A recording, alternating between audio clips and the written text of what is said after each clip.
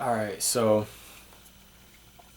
it's Mother's Day, and in honor of Mother's Day, I want to talk about my experience of growing up with a single mother and kind of like what that entailed for me. Growing up with a single mom and just growing up in a household where, it was just me and my mom for a long time in my life. Um, Up until she met my stepdad, which I was around second grade, going into like third grade around that time. So for like the first portion of my life, having a single mother who was 19 when she had me, she was 19, very young, very young, very young to have a child, right? I remember a lot from my childhood, and one of the biggest things I remember from like childhood was just how close I was to my mom. I was very close to my mom. I was really close to her. We had a very close relationship at one point because it was just her and I. Um, my mom like had really I would say a boyfriend um, who was around a lot when I was growing up. But for the most part, it was just her and I. On any random night, it would be just her and I together in the apartment. I grew up in apartments, or like at one point we were living with my grandma in her basement. Um, Shout out to RAR. Living in my grandma's basement, I remember like my mom would wake me up and would ask if I wanted to go to her boyfriend's house um, to go hang out. And me as a kid, I just was like, "Hey, bet." I was all for it because I liked her boyfriend, and I liked being around him, and so it was cool.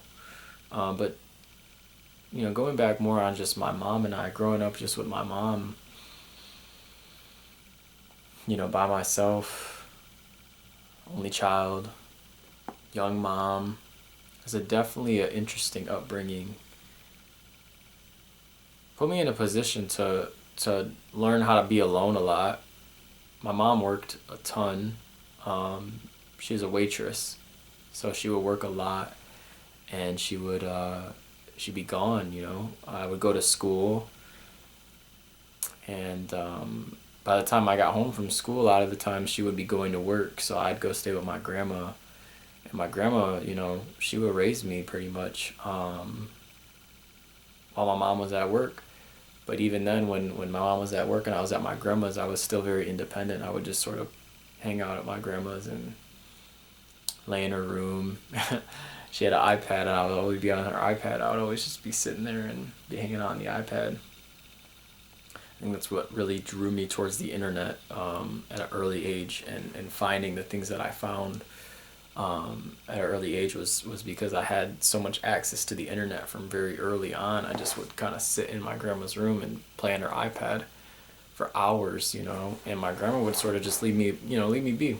She'd let me do my thing, and she'd kind of go do her own thing while I just did my own thing, and it was chill. I would just lay in her bed and be all cozy and play on her iPad. And for me, that was cool. I was fine with that. Looking back on it, I feel like I probably could have used a little bit more supervision or attention, but I made the most of it. And that's where I found a lot of the stuff that drew me to like what I love now, especially with YouTube and just content creation and videos, right? I would sit there for hours, man, and watch these videos about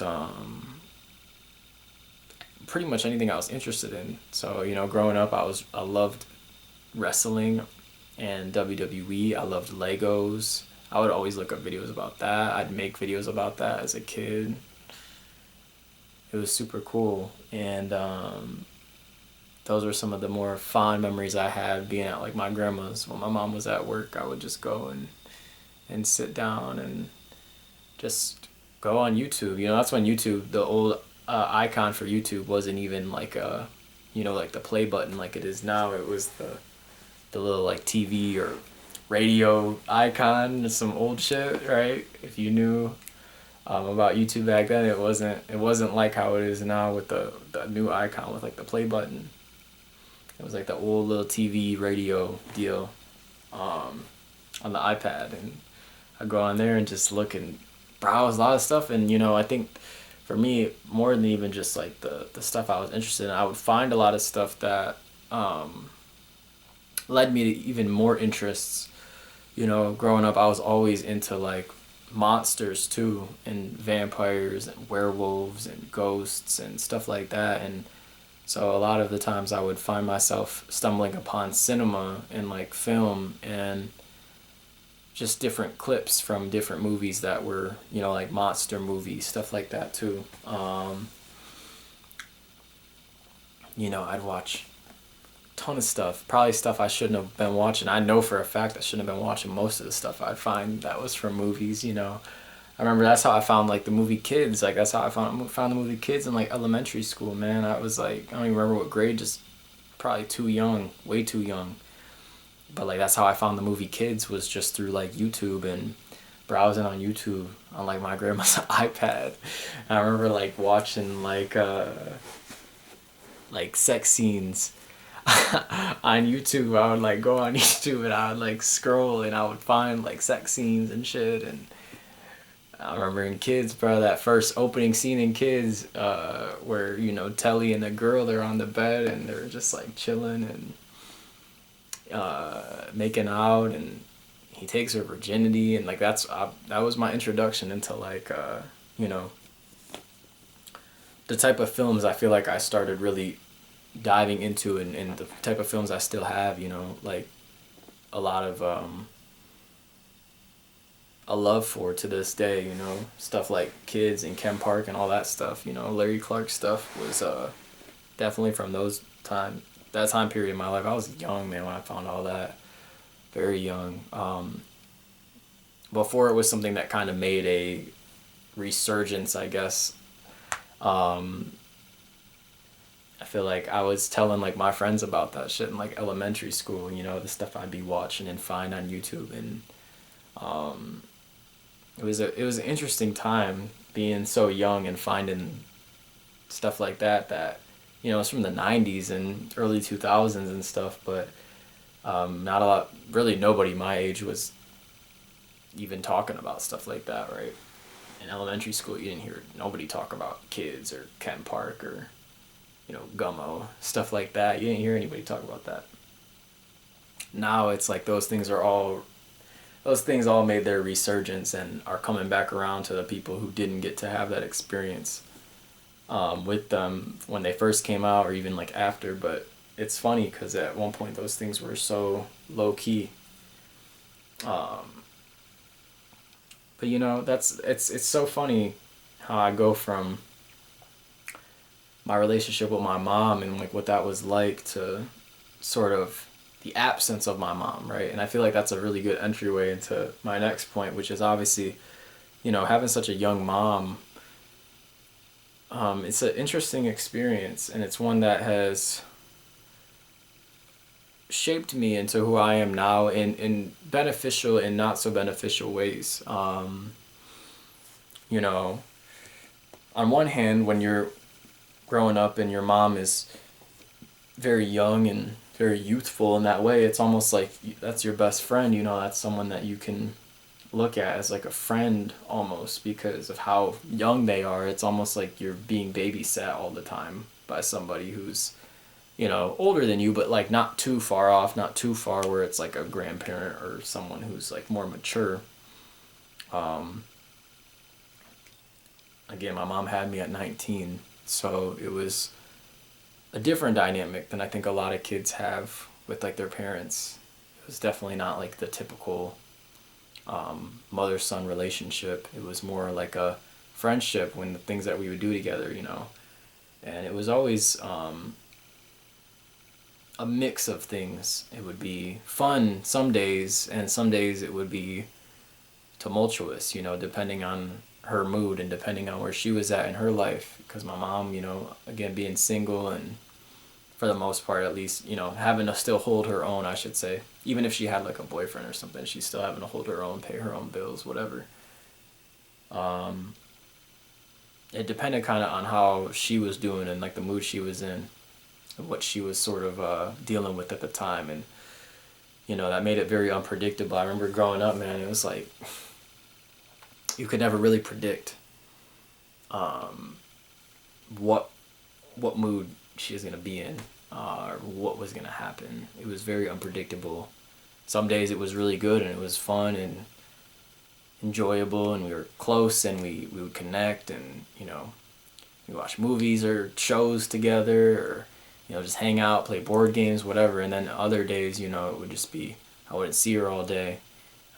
She'd be at work and waitressing and waiting tables and wouldn't see her, all day at all, wouldn't talk to her or nothing. She'd be busy.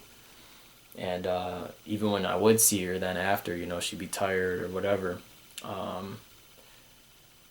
remember like I'd be, getting babysat by either my grandma or we hired a babysitter at one point on like care.com. And, I would hang out with the babysitter and the babysitter would do her best. I loved her so much. Shout out to her. But it's not like having a mom, to put you to sleep every night. It's not like having a mom to like be there for you if you need to like take a bath or just like lay you down at night and tuck you in or anything like that. It's different when it's just like a stranger relatively. Like it's different. It's a different feeling. I remember just waiting up for my mom to get home late at night when she'd finally get off her shift and stuff and just waiting until she even got back to just say goodnight and then I'd be able to go to sleep, right? That's how it was a lot of the time. And, looking back on it, I understand the position she was in and the sacrifices she had to make and, essentially just who she kind of had to be in order to provide for not only herself but for me as well. Not having my father in the picture and really just a male figure who was able to provide for her. She had to do what she had to do, but it didn't leave the greatest influence on me, to say the least. It gave me almost too much time to sort of get into things that I probably shouldn't have, looking back on it, things that I was watching or doing or putting my mind and my attention towards, I just probably shouldn't have been in those realms at that age. The things I would find, the things I would get interested in, at an early age. But again, that's just sort of what comes with being a young parent is like you're not going to always be able to be as present in your child's life. That's kind of what my experience was. She did her best. She tried, and I can always give her credit for that, her props for that. She tried. She tried to give me the best childhood I could have. She tried to be there. She tried to be somebody that I could,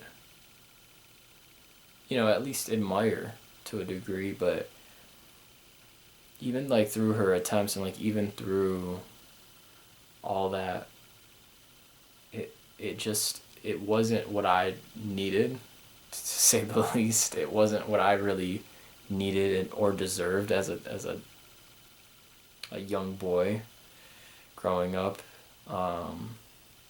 already having an absent father and not having a father figure that was consistent in my life. I needed a parent who was going to be there and who was going to,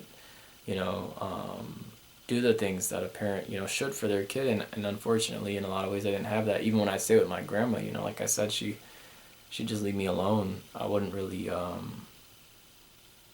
we'd go out to dinner and hang out at dinner and stuff, but most of the time it was either we'd go out to dinner and then we'd come back and we would just, she'd be in one room and I'd be in the next room. And, this is how it was my whole childhood pretty much. Elementary school and basically until I could just take care of myself. Like I remember at one point I practically lived with my grandma because my mom was in the hospital and had a lot of like complications. My relationship with her has been rocky to say the least over the course of my life. And for a lot of reasons, again, such a young mom, you're bound to make mistakes. Any parent is going to make mistakes, right? Doesn't matter the age or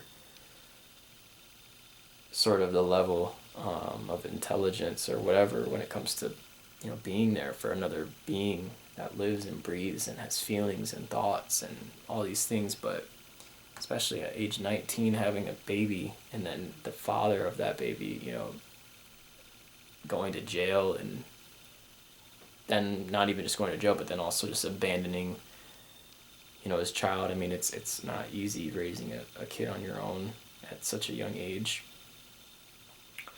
An age where you're still processing who you are and your identity is in the world and all these things, right? And I try to have so much compassion for that because I know that I couldn't even imagine that.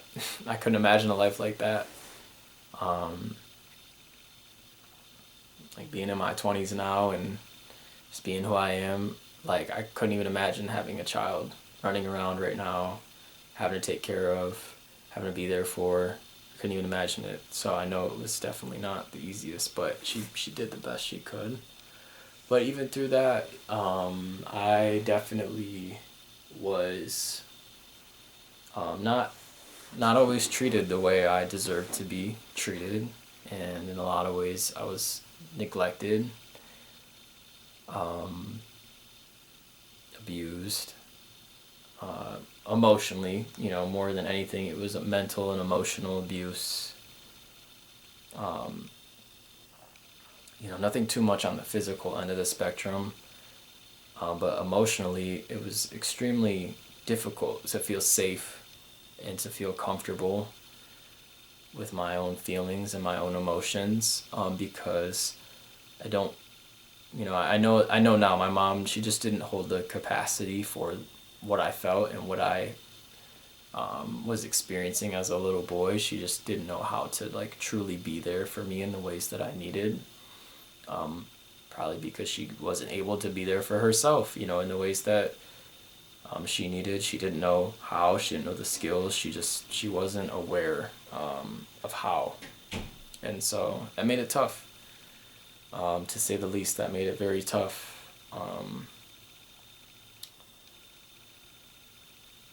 For her to show up for me in those ways, I think one of the biggest things that has been really a detrimental thing, at least for my relationship with her, was the ways in which I wasn't nurtured and cared for in the ways I really needed, when I had feelings or when I had things that I was experiencing. It was hard to feel like I could really turn to her and confide in her. A lot of the times my feelings were met with resistance and just a level of rejection and invalidation. And you have that happen to you enough, it's hard to want to keep opening up and being vulnerable. From an early age I learned that it was safer to just keep things to myself than to go to somebody. And that's something to this day as an adult now I still have to sort of reparent and teach myself all over again. Because growing up it was, it wasn't safe. It wasn't safe to be emotionally expressive. It wasn't safe to be emotionally vulnerable. It wasn't safe to say how I felt or, communicate things like this. And especially if it was something that my mother had done that had hurt me or upset me or things like this. If it was her who was held responsible, especially for something, when it came to me, it was even it was even worse because then instead of it being a situation where she was able to like take accountability and be there for me in the ways that I needed, it was always a situation where projection would occur and volatility and a very hostile, cold sort of response was always the go-to, the reaction from her. If she knew that she had made a mistake or an error, it wasn't like oh, I'm, sorry, or it was always turned into like something being my fault or something being wrong with me, or something just, being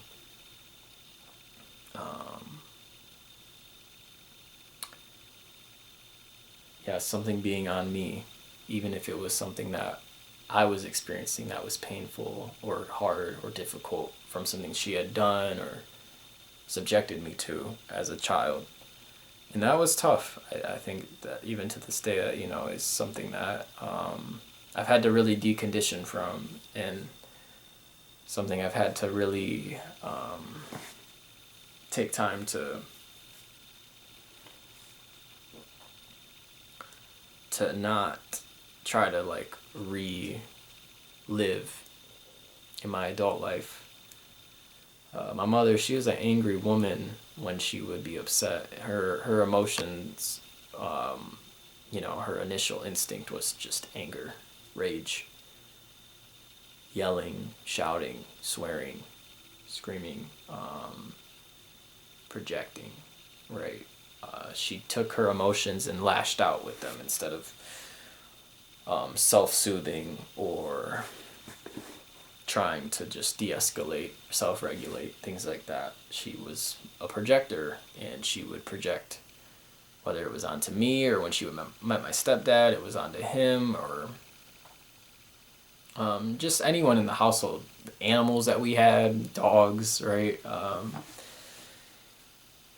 Pretty much just like externalizing all the stuff that she was feeling through anger. And, I've learned because of my own struggles with anger as far as how to channel it healthily and things of that nature is I've learned that, anger is really just a mask. It's a secondary sort of response or emotion to something much deeper.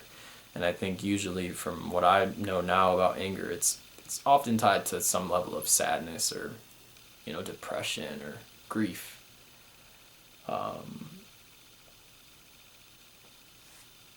A lack of control. My mom was, still to this day is very controlling and likes to always be in control of everything, very micromanaging, and so her first thing was always to just express anger. Being very loud. She's a very loud woman, and when you're upset, it's scary, right? And from an early age, that was very scary for me. It was very scary to even try to express something that I felt, or something that I thought, or anything, because I knew I was going to be met with rage or anger instead of openness and receptivity.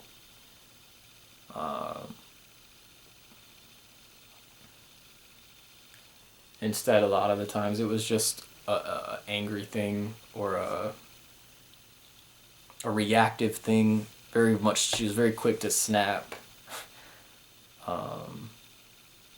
It wasn't really hard to get her to that point, I learned from a really early age that it was better to just shut up and be quiet than to be expressive. And I think that's what plays into me now, being so open and expressive and wanting to just express how I feel and doing stuff like this where I'm just talking and rambling about what I have gone through and things like this, because for so long in my life I was repressed in the environment I grew up in. Not even just from her. My stepdad also was very similar. Obviously, they were and still are together to where, they go hand in hand. who you're with, you're gonna go hand in hand with them in some way, shape, or form. And with both of them, it was always like emotions. That's something to be repressed. It's not something to be expressed, right? That's not something to be shown. That's not something to be expressive of, or to really honor. You know, both of my parental figures in my life were very much so emotionally absent and emotionally abusive. And which is why now I'm so big on like emotional expression and connectivity with one's emotions and being open with one's emotions, because growing up I didn't ever really receive the emotional nurturing and support I truly needed. And it's fucked me up in a lot of ways. It's fucked up a lot of things. You know, I've carried this deep mother wound within me for so long. As an adult now, it's plagued many of my relationships with people in general, but just especially romantically. I mean, all of my romantic relationships have basically taken a dump from the stuff that I've had to relearn and reteach myself and sort of reparent myself through, because it was something I didn't learn as a child. I've lost partners and partnerships because of my inability to learn how to like self-regulate and emotionally express what I was experiencing healthily. And as an adult now, like it's my responsibility, of course, and my you know, it is up to me to not repeat those things. So I don't want to put it in the way of blaming or things like this. I'm, you know, it's fully up to me to recondition myself. But, you know, as a teenager, like I remember with my first ever relationship, my first love with her, you know, still being like a child and in high school, right? Still a kid, teenager. A lot of the problems that I had in that relationship were linked to my deep conditioning of emotional suppression and repression overall, and also just an inability to self-regulate, not knowing how to just sit with my feelings and instead taking my feelings and trying to do something with them, because that's what I was always shown from my mother, you know, her and my stepdad. When he came into my life, I mean, the fights that they would have were something that deeply traumatized me. I remember being up in the middle of the night, like 1 a.m., 2 a.m., and I'd be upstairs in my room and just hearing my mother rampaging downstairs and just screaming horrible things, saying the worst things you could possibly imagine, shouting and cussing at my stepdad, throwing things, or just being extremely just violent and aggressive. So many things that really just created this like survival state that I then sort of just took and dawned upon myself as far as how to go about conflict, right? For so long, conflict for me was like this thing where I just had to fight, and I didn't have the tools to express how I really felt, and instead I just masked it with rage, just like my mother. For so long in my life, I would go through the same cycles of just anger just seething through me, rage just blinding me, and still to this day I have to learn how to self-regulate and calm my nervous system and teach myself how to just relax when tension occurs in my body, because it's very triggering even to feel the tension, because back then it wasn't safe to allow the tension to be felt. It was something that was to be not only repressed, but then something to then be turned into some externalized form of aggression and violence. Now I don't honor that. And even back then, I can't really say I honor it. I just didn't know how to not do it because that's all I knew. It's all I saw. I saw violence, and I saw, volatility. I saw people, claw each other in in just really horrific ways, and say things that people shouldn't say to each other. Use words that are extremely degrading and belittling, disrespectful.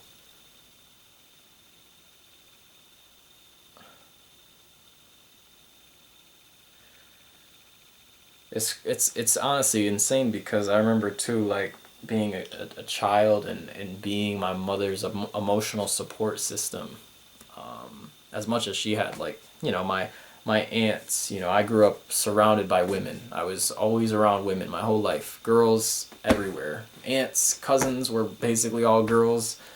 You know, very few uncles or anything. Really only like one consistent uncle in my life at one point. The rest of them, all aunts, grandma, mother, all girls. Cousins, all girls for the most part. Everyone just, a lot of women. So a lot of women who had yet to really like understand and explore their own emotional landscape to where they were emotionally safe and capable of like regulating themselves, and women that were just unable to really be the nurturing and very compassionate kind, more of the aggressive type, is a very tough thing to grow up around, because it's like I think that programmed me from a very early age to not always trust the women I was around to be a safe space to turn to, or something that could be truly trusted, because one day you can trust your mom as a child because things are good and you're hanging out and laughing together and things are fine, and then the next day it's the complete opposite. Things are not fine, and you're not safe to be yourself. You're not safe to say what you are thinking or who you are or what you feel. You're not safe to open up. So it was a very contradictory sort of thing, and you could never really predict what was going to come next, and especially when it would be like long periods or longer periods where maybe for like a week it would be pretty good and things would be, fine, and you wouldn't have to worry too much about anything happening. But you gotta always knew that at the drop of a hat, if something turned upside down, it was back to the same old, where you weren't able to be who you who you knew you were at your core. And that's how it was for me. That's how it was for my whole childhood and into my teen years, even up to now as an adult in my 20s. I still don't trust and don't feel safe to open and be vulnerable in those ways with anyone in my immediate family. That's why I'm no longer in contact with my mother. This Mother's Day was tough. It fell on her birthday as well. You know, it was tough because this was the first Mother's Day I think ever where I didn't even spend it, with her.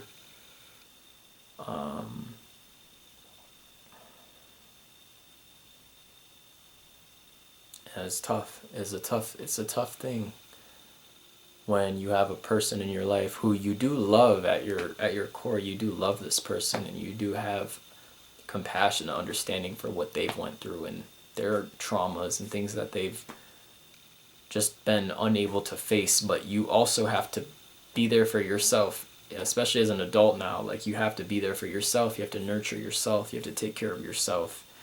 You have to put yourself first, in order to live a good life, right? And in order to give yourself the things that maybe you never got as a child, you have to mitigate anything that goes against that. And unfortunately, my mother to this day is somebody that I'm unable to fully turn to. And, um, you know, it's been like that since I was little. It's nothing new, really. I guess that's why it's not so much of a surprise, but it doesn't make it any less painful to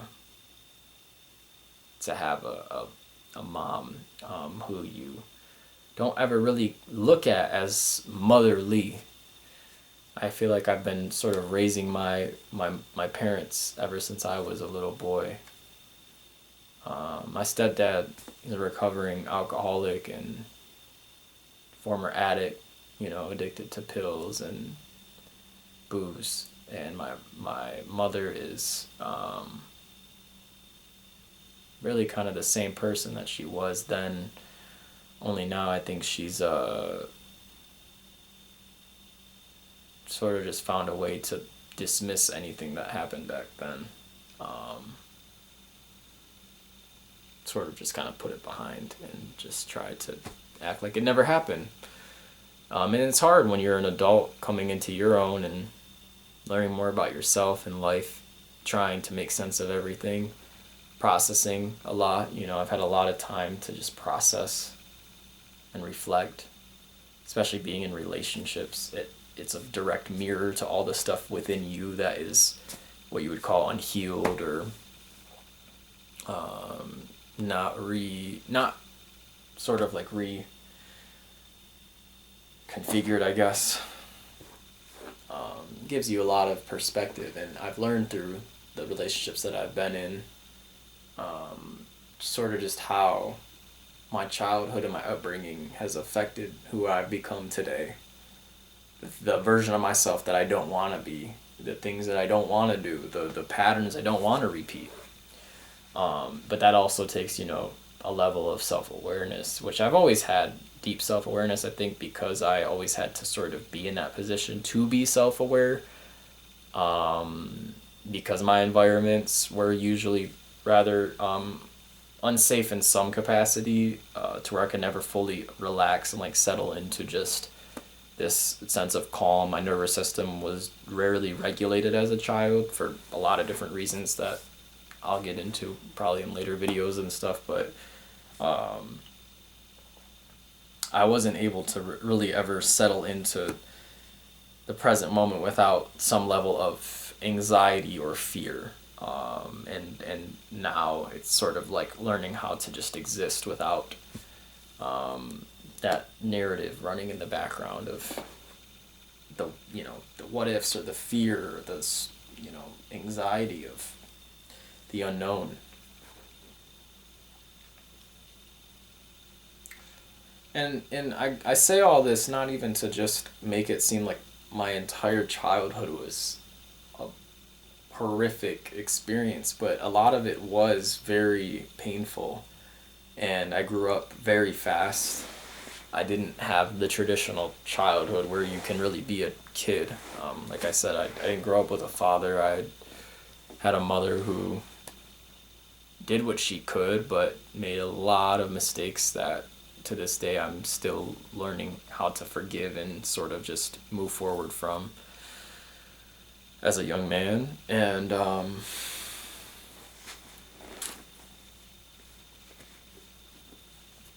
I had great points in my childhood that I look fondly on, but I think a lot of those points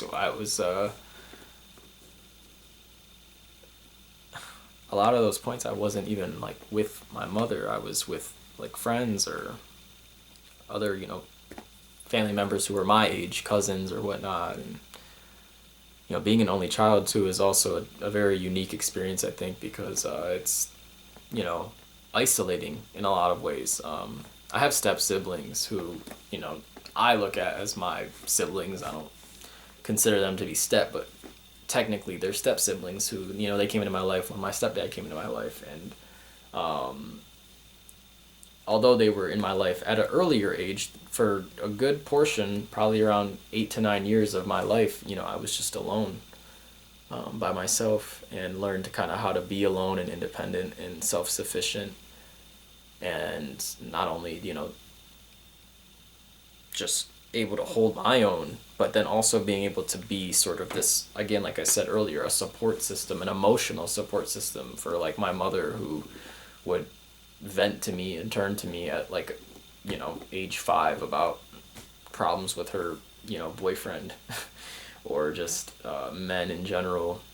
Also, situation where my mother would continuously speak, negatively of my father, who was not in my life, and understandably so why she'd speak negatively. But as a little boy whose father isn't in the picture, it's hard because you're hearing things about your father that aren't good, and this is one part of you, right? Your parents are a part of you, and so hearing that one part of you is this horrible and vile being, it's not very encouraging to one's self development and self understanding.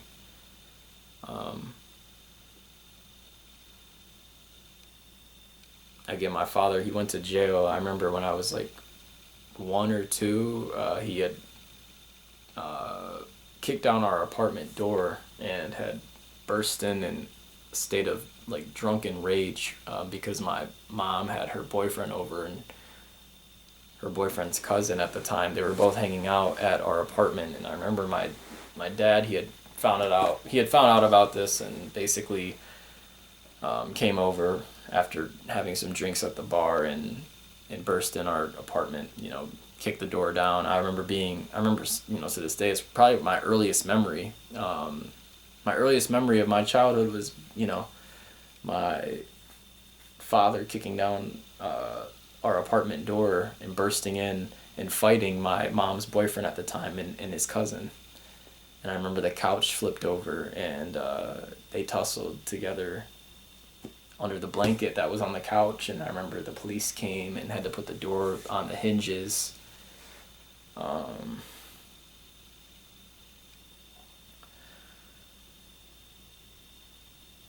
I remember so deeply how fucking scary that was.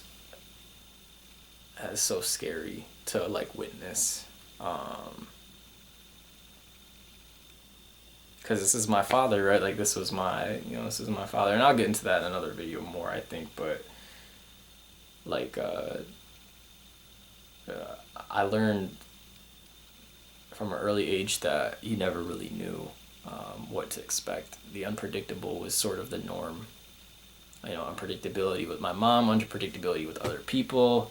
It never really provided me the safety that I really needed, the security I really needed, especially even just security in any way, financially, emotionally, anything that I really needed as a child to feel stable. It was never like that. We were always moving around, always moving to new apartments, living in, like I said, my grandma's basement for a while at one point, apartment to apartment.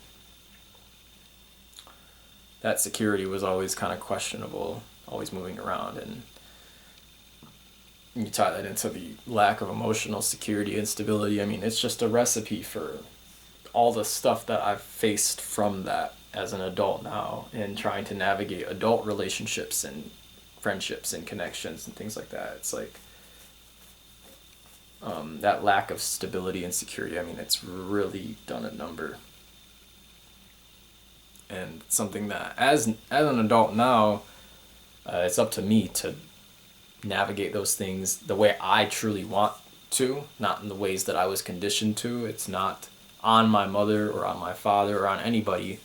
As an adult now, that's up to me. I take full accountability for those things.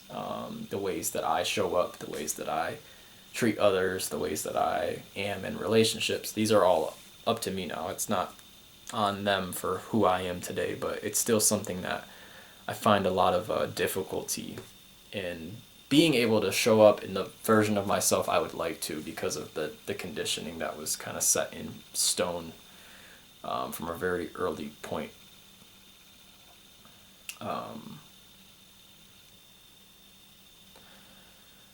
This was a heavy Mother's Day, to say the least. Probably the heaviest Mother's Day I've ever had. Or one of them. I'll say one of them. That might be another story time for a later date, but definitely one of them. because my relationship with my mom has been difficult, to say the least. And I haven't even talked about, later in my teen years or middle school and stuff like that. Like, this was all just like early childhood, and you can kind of apply everything that I've been saying to those years as well. Just, I think at that point I was so used to it. You get so used to stuff like that it's just the normal. It's the normal to hear your parents screaming and fighting and arguing, almost every night, late into the night. It's normal to hear your mom go on rampages and lash out and snap. It's normal to see that. It's normal. I think when I got into like middle school and then even into like high school, it just became normal. It wasn't like as a child, it's still very like, that's when your nervous system's, being really programmed. And so when you're a child, it's very frightening and shocking and scary, and it makes you freeze, and you really don't know what to do about it. When you're a teen and you've kind of already been down that road, it doesn't make it any less painful, but you kind of just numb it, and learn how to deal with it. You kind of just learn how to keep going somehow, and I think that's what like really turned me towards ways of like escapism, and it's probably why I loved smoking so much and loved a lot of coping mechanisms that I'll talk about at another time, but just things that were a way for me to escape the ways I felt, because again, the ways I felt was never something that was able to be validated, so I would escape into things as well to sort of ease that emotion that I was experiencing. It just became normal, at that point as a teenager, because it was something I was so used to. But, as an adult now, it's like, it wasn't normal.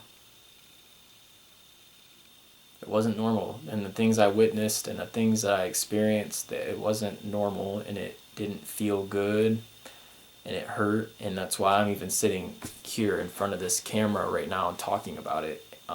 More so just for myself to process everything, because it's hard when you grow up and you want so much for yourself. You want a better life, you want a bright future, you want your dreams to come true, and you're trying to have those happen, and you're trying to be the version of yourself that you can be, but you have to dig. You have to dig so deep just to get to that point. You have to dig so much just to get down to who you really are, because there's so much that needs to be filtered out. It's really fucking hard. And it's been really hard. Like I said today, it was a really difficult day. This is, Mother's Day is supposed to be a day that you celebrate your mother, not a day that you reflect on all of the things that have caused the rift between you and your mother. And my mother's still alive. I love her. I even left, a little bouquet of flowers and a card on her doorstep today, or technically yesterday, because I love her. And I understand that she went through a lot, but that doesn't negate what I also went through as her child. I spent my Mother's Day away from my mom and not being able to love and connect with her in the ways I would hope to on a day where I could celebrate her and be there to embrace her.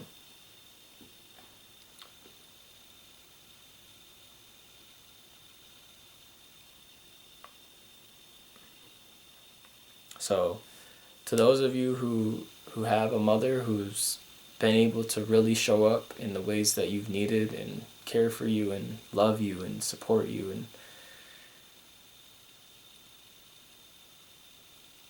just don't ever take that for granted.